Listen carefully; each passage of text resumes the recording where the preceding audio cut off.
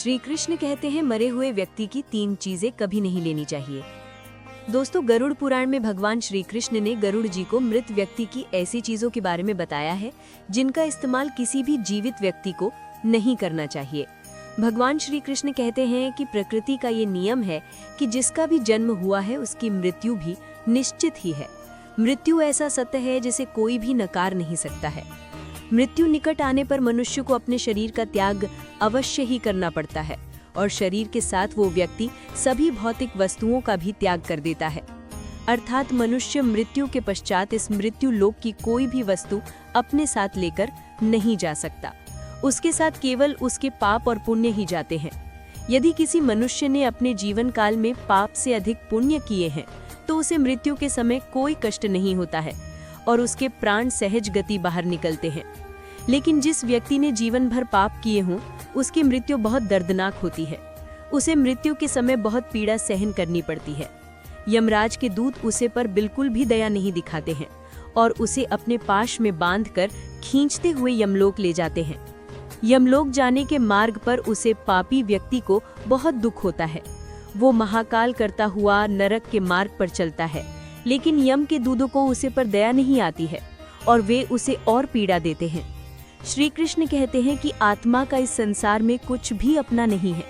आत्मा अमर है, उसका कभी अंत नहीं होता है। वो अपने कर्मों के अनुसार बार बार जन्म लेती है। मनुष्य का शरीर भी उसका अपना नहीं है, वो भी उसे कुछ ही समय के लिए ईश्वर द्वारा प्राप्त हुआ में विलीन हो जाएगा। किंतु फिर भी मनुष्य इस जन्म लेकर कई भौतिक सुखों के मोह में पड़ जाता है। मृत्यु के बाद भी उसका उन वस्तुओं के प्रति मोह नहीं छूटता है। श्री कृष्ण कहते हैं कि जब तक मनुष्य सांसारिक वस्तुओं को मोह त्याग करके संपूर्ण रूप से ईश्वर को अपना नहीं लेता, तब तक वो अलग अलग योनियों में जन्म लेकर पृथ्वी लोक पर ही भटकता रहता है। कभी कभी ये मोह इतना अधिक होता है कि वो मृत्यु के बाद भी इसी पृथ्वी लोक पर भ्रमण करता है, अर्थात वो प्रेत योनि धारण करता है। श्री कृष्ण कहते हैं कि यदि किसी मनुष्य की अकाल मृत्यु हो जाती है तो वो भी प्रेत योनि में चला जाता है और प्रेत योनि में वो अपने ही परिवार के लोगों को दुख देने लगता है। कई बार हम अपने मृत परिजनों की वस्तुओं को उनकी याद में अपने पास रख लेते हैं या उनकी वस्तुओं का उपयोग भी करने लग जाते हैं, लेकिन गरुड़ पुराण के अनुसार हमें मृत व्यक्ति की कुछ वस्तुओं का उपयोग कुछ नहीं करना चाहिए, क्योंकि इन वस्तुओं के साथ उस मृत व्यक्ति की ऊर्जा जुड़ी हुई होती है। उस मृत व्यक्ति का उन वस्तुओं के प्रति मोह बहुत अधिक होने के कारण वो मृत्यु के बाद भी उन वस्तुओं से जुड़ा रहता है और यदि कोई इन वस्तुओं का प्रयोग करता है तो उसे कई परेशानियों का सामना करना पड़ता है। वो मृत आत्मा उसे कई प्रकार से कष्ट देने लगती है। इसीलिए किसी भी मनुष्य को मरे हुए व्यक्ति की चीजों का इस्तेमाल कभी नहीं करना चाहिए। चाहे तो आप उन वस्तुओं को संभाल कर अपने घर में रख सकते हैं अथवा उन चीजों को नदी के जल में प्रवाहित कर सकते हैं, लेकिन भूल से भी उसकी वस्तुओं का इस्तेमाल नहीं करना चाहिए। उस मृत आत्मा की शांति के लिए आप उसे व्यक्ति की प्रिय वस्तुओं का दान करते हैं तो ये बहुत ही शुभ होता है। गरुड़ पुराण में मृत व्यक्ति की ऐसी 3 चीजें बताई गई हैं जिनका कभी भी इस्तेमाल नहीं करना चाहिए, अन्यथा मृत व्यक्ति की आत्मा पृथ्वी लोक पर ही भटकती रहेगी और उसे कभी मोक्ष की प्राप्ति नहीं होगी अथवा उसे दूसरा शरीर भी कभी प्राप्त नहीं होगा। ऐसी आत्मा आपको भी अनेक प्रकार के कष्ट देती है। श्री कृष्ण कहते हैं जब किसी की मृत्यु के बाद उसे व्यक्ति को अगर प्रेत योनि मिलती है तो वो अपने ही परिवार को दुख देता है, इसीलिए उसकी वस्तुओं का उपयोग कभी नहीं करना चाहिए। तो चलिए जान लेते हैं उन 3 वस्तुओं के बारे में जो मृत व्यक्ति की कभी भी इस्तेमाल नहीं करनी चाहिए। सबसे पहले जानते हैं घर में मृत व्यक्ति की तस्वीर कहाँ पर लगानी चाहिए। शास्त्रों के अनुसार प्रत्येक मनुष्य को अपने घर में पूर्वजों की तस्वीरें अथवा चित्र अवश्य लगाने चाहिए। इसे बहुत ही शुभ माना गया है। अपने मृत परिजन का चित्र बनाते समय इस बात का ध्यान रखें कि उनका चित्र अथवा तस्वीर दुखी अथवा क्रोधी अवस्था में ना हो, कि पूर्वज चित्र में प्रसन्न दिखाई देने चाहिए। जब भी हम उनके चित्र के दर्शन करें तो हमारे मन में उनके प्रति श्रद्धा और प्रेम का भाव प्रकट हो। यदि पूर्वजों का चित्र क्रोधी अवस्था में हो तो ये मन में भय की स्थिति निर्माण करता है। छोटे बालक उनसे प्रेम करने के बजाय द्वेष करने लगेंगे। इसीलिए पूर्वजों का चित्र अथवा तस्वीर बनाते समय इस बात का खास ध्यान रखें। ध्यान रहे आपके पूर्वज अभी संसार में नहीं है, वे ना ही भगवान हैं और ना ही मनुष्य हैं। आपको उनका सम्मान करना चाहिए, किंतु उनके सामने अपना दुख और क्रोध जैसी भावनाओं को प्रकट ना करें, अन्यथा आपके पितृदेव दुखी हो जाएंगे। पितृपक्ष के दिनों के अलावा अन्य दिनों में जो आत्माएं घर में प्रवेश करती हैं वे प्रेत आत्माएं होती हैं।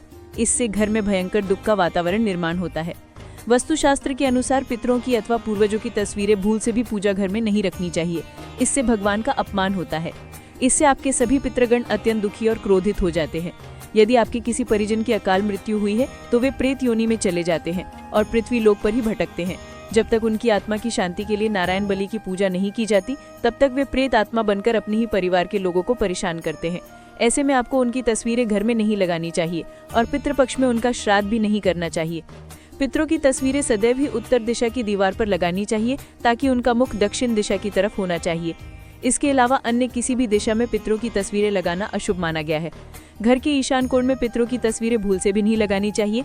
पितृपक्ष में भी पितरों के लिए किए जाने वाले सभी कार्य दक्षिण दिशा की तरफ मुख करके करने चाहिए। ध्यान रहे, मृत व्यक्ति के साथ कभी भी जीवित व्यक्ति की तस्वीरें नहीं लगानी चाहिए। साथ ही शयन कक्ष में और रसोई घर में पितरों की तस्वीरें ना लगाएं।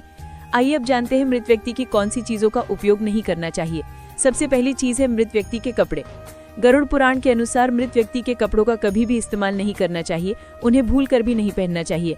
ऐसा करने से मृत व्यक्ति की आत्मा उस व्यक्ति से जुड़ जाती है जो इनका इस्तेमाल करता है। मृत व्यक्ति की यादें उस व्यक्ति को सताने लग जाती हैं जो उनके कपड़ों का इस्तेमाल करता है, जिस कारण वो व्यक्ति मानसिक और शारीरिक रूप से कमजोर हो जाता है।